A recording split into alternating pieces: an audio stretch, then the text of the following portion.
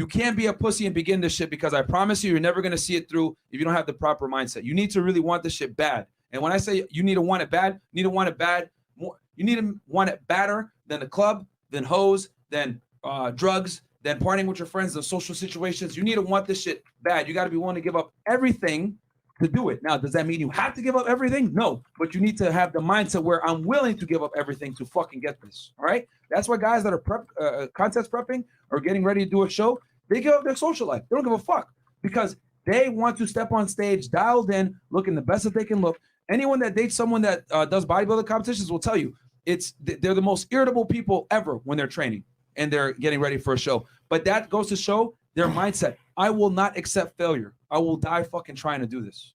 Okay? So that's number one. You need to have that mindset where you're not going to fucking give up and you're going to do this shit for the long term. This isn't something that you're going to do to get on a fucking cruise and look good. No, this is a lifestyle change, guys. You understand? This is a lifestyle change. Next, we got adherence and sustainability, okay? Once we figure out and have the mindset, now we need to stick through it long term.